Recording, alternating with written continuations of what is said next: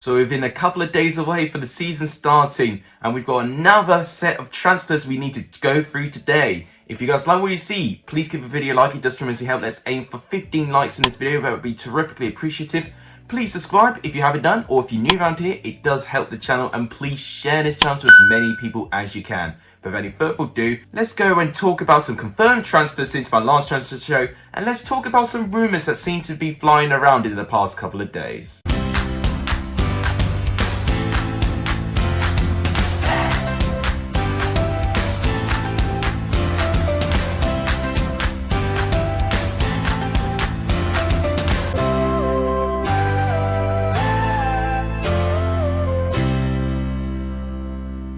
The first big development I want to talk about is a managerial change. Obviously, Russel Martin is now appointed as Swansea's new manager. I did look at the managerial odds when Steve Cooper left Swansea by mutual consent, and Russel Martin was up there, but he wasn't in the top 3 favourite odds. We had Jody Morris up there, we had John Terry, who recently just left Aston Villa as his assistant head coach. John Eustace was very heavily linked, but of course in the end of it, it was Russel Martin. And honestly, when I looked at Russel Martin, him and Alex Neil, for me, I think were the 2 managers I would have picked. Now let's look what Swansea have had to say since appointing Russel Martin as their manager. Swansea is delighted to confirm the appointment of Russel Martin as the club's new head coach. The 35-year-old has signed a 3-year contract at the Liberty Stadium after compensation was agreed with the League One side MK Dons. Martin will be joined by SA1 coaches Luke Williams, Matt Gill and Dean Thornton, while Alan Tate will continue in his capacity as first-team coach. Martin and his staff will oversee training at Fairwood on Monday and take charge of the Swans Championship opener against Blackburn Rovers on Saturday. We are delighted with the appointment of Russell as our new head coach, said Swansea City Chief Executive Julian Winter. He very much fits the profile of a young and hungry coach who wants to succeed, and he is more than ready for the opportunity. When it became clear we would be looking for a new head coach, at the forefront of our thoughts was finding a candidate who is ambitious, driven and with a clear vision of how he wants the team to play. After earning plaudits with MK Dons for the attractive attacking style he has implemented, we quickly realised Russell would be the right person to take us forward. We were also seeking someone with a passion for working with and developing young players. Russell ticks all these boxes. Interesting, for that is what Julian Winter, the chief executive for Swansea, had to say. Now, I was very impressed with MK Dons last season in League One. One stat you might not know, they have the 2nd best average possession out of all of the teams in England and the 3rd best average possession in all of Europe. Only Manchester City and Barcelona average more possession than MK Dons did in their last season. They had the most touches in the box than any other League One club in this season. So Russel Martin's style of football clearly very attack and possession orientated, which is a huge contrast to what Steve Cooper has inserted into that Swansea team. I do worry about this really drastic change of football. It could take Swansea a bit of time to adapt to it, but I am excited about that style of football. I really would like Swansea to improve. I think Swansea have got a good, capable manager. This is his 2nd managerial job. Of course, leaping from League One to Championship would not be easy for Russel Martin. He has played as a Championship player himself with Norwich and Peterborough, so he does know what this league is all about. As a manager though, it's going to be very, very challenging. Now to talk about the transfers of some players. Diego Rico has left Bournemouth to join Real Sociedad. I'm not too surprised on that. In my opinion, he wasn't always the nailed-on fullback for Bournemouth. He started a bit, especially at the start of the season, but then I think he started to lose his place a little bit, so I'm not too surprised he'll make the step up to La Liga there. Although having said that, Bournemouth have gained another player in Leif Davis from Leeds to Bournemouth. I am excited to see how he goes on, but I do not see him starting all that regularly for me. Peterborough have been a very, very busy side recently. They got Joe Tomlinson from Eastleigh to Peterborough. I'm intrigued about Joe Tomlinson. I've heard some really, really good stuff about him, and definitely as a National League player, I think he definitely is one of the best around. I do fear that it's quite a step up, but if anyone could take that chance for me, it's going to be Joe Tomlinson. And literally just in the last hour, Peterborough have also completed the signing of Colchester winger Kwame Poku.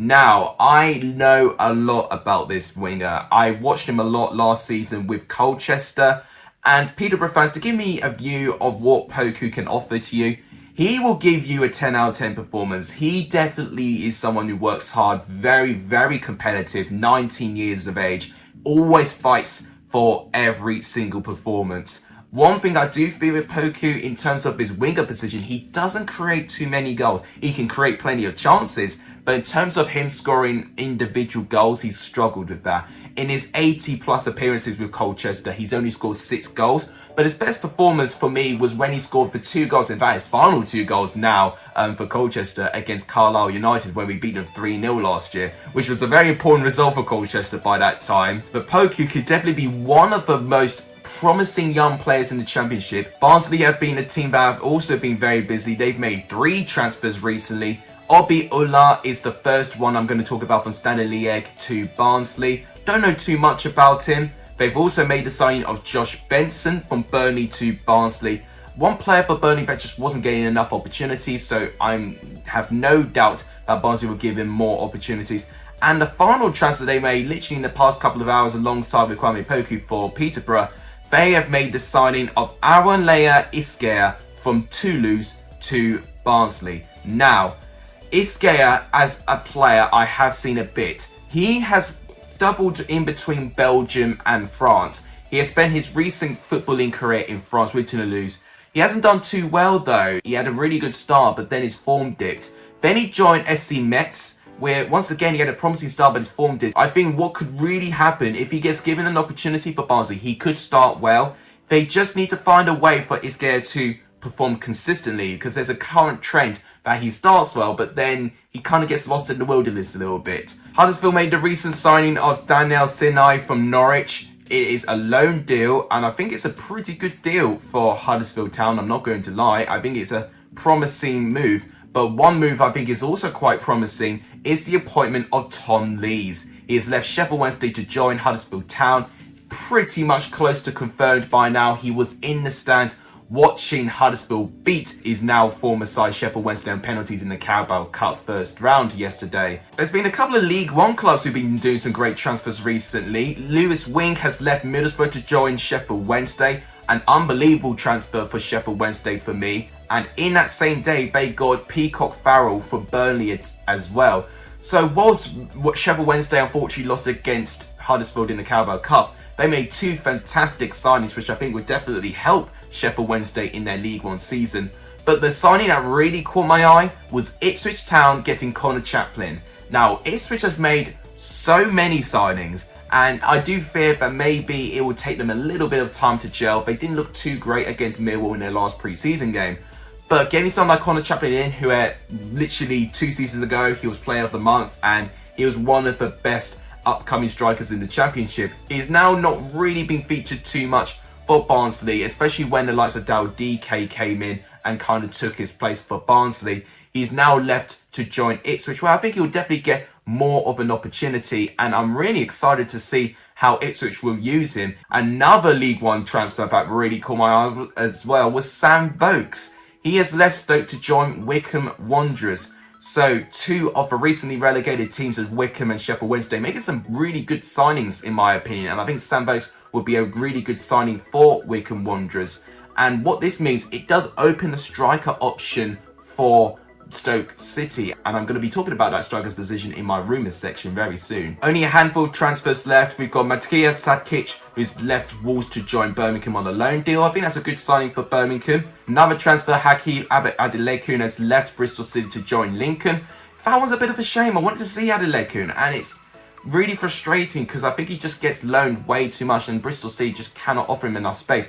And bearing in mind for how thin that Bristol City squad is, I don't know why they didn't give more consideration of giving Adelekun a couple of starts. So, a little bit surprised about that transfer. Marcus Bettinelli has left Fulham to join Chelsea. I don't think too much about that transfer. He'll be our 3rd choice goalkeeper, I would imagine. Harvey's John Jules, obviously related to the Wedge War factor, Danny John Jules. He has left the Arsenal youth squad to join Blackpool. So, that transfer for me is interesting. He has definitely given a big name for himself in that Arsenal youth squad, and I think him joining Blackpool in the Championship will be his biggest challenge yet.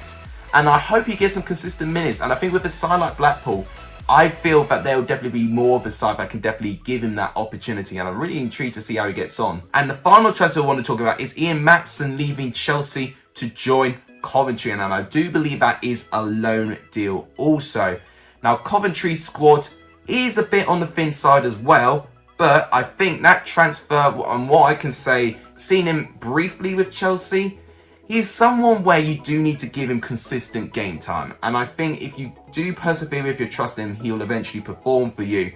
I just think sometimes he could get a little bit overwhelmed by the occasion. And that is one thing I do fear about Maatsen just a little bit when he joins Coventry, especially with bigger expectations, you know, more on the line. You know, we're going to get a Coventry side who definitely will be wanting to establish themselves in the Championship. So Maatsen, I would hope, can definitely cope with that pressure, and I think he could. So that is all the transfers that have taken place. If I've missed anyone out, let me know in the comments down below. But without any further ado, let's go on with some rumours. One of the biggest rumours I've heard today was on Ronaldo Vieira. Now, Leeds fans, you probably will recognise that name because he used to play for Leeds United, and Sheffield United have been linked with him to try and get him back into the Championship. Now, the 23-year-old made 63 appearances for Leeds, and he was actually made captain for the pre-season matches before he actually left to join Sampdoria back in 2018. Since then, Vieira's played in Serie A, but if he does move back down to England and goes to Sheffield United, he's definitely got a good amount of pedigree, which I think he can definitely field that Sheffield United side,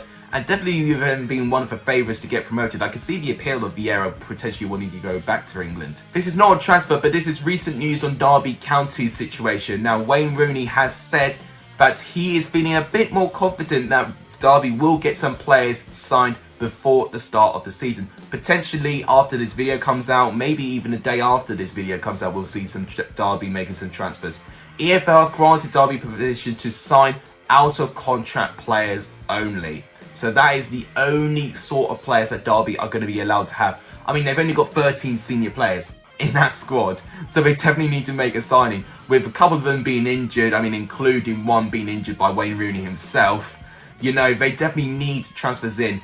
And of course, we've seen the likes of Ravel Morrison, Richard Stearman and Phil Jagielka feature in Derby's friendly game against Manchester United. So maybe Wayne Rooney could probably dabble in and see if he can sign a couple of those players permanently.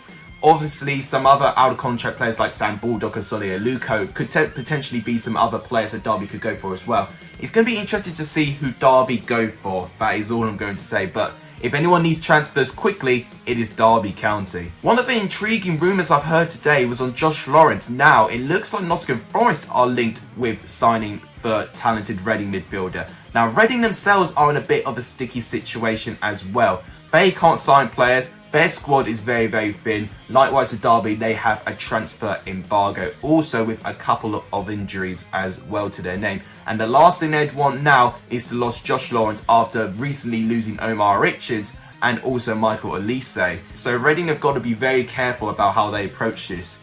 But Nottingham Forest sounding very, very interested, and I tell you what, if Nottingham Forest can get him, I think he'd be fantastic in that midfield position.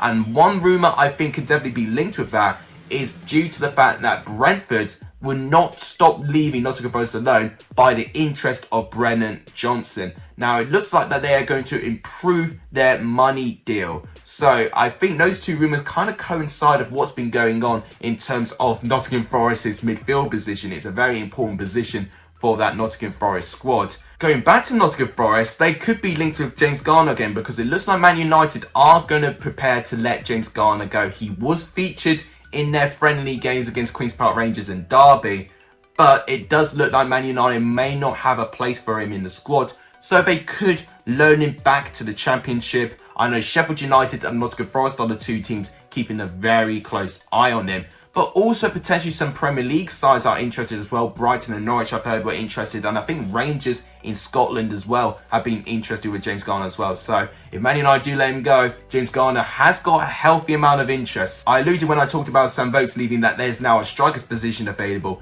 Could that position be about to be given to Liam Delap? Now, Stoke are really heavily linked with the Manchester City striker, and they have edged themselves out as favourites as well. And understandably, I know why Liam Dillard will want to go to Stoke. It's the club where his dad used to play for so many years, and actually how he formed his infamous long throw-ins. I don't think Liam Dillard will be used for that. He'll be used for a much more important role for me in terms of getting some goals for Stoke City.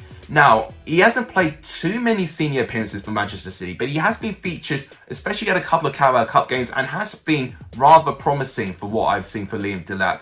And I think definitely having a full season with Stoke City with the intensity and the pressure, I think it's exactly what Liam Dillard needs to improve his career. So I'm going to be really excited for Liam Dillard if he does accept that offer, and I think he could definitely thrive for Stoke City. Chuba Akpom is looking like he could leave Middlesbrough. Neil Warnock has dropped a couple of hints that he wouldn't mind letting go of Chuba Akpom. They have recently got Matt Crooks in as a striker, and it looks like their striker's position is a little bit more stacked than it is. I think the most sensible thing to do is to keep Chuba Akpom and, just use him for what he may be needed, but he has only scored 5 goals in 38 appearances. So quite a disappointing season for Akpom, and we'll see if Middlesbrough give him another chance. Penultimate rumours on George Puskas. He has recently been linked away. I did talk about it in a really recent transfer window. He's been linked with Turkey, but also Italy as well.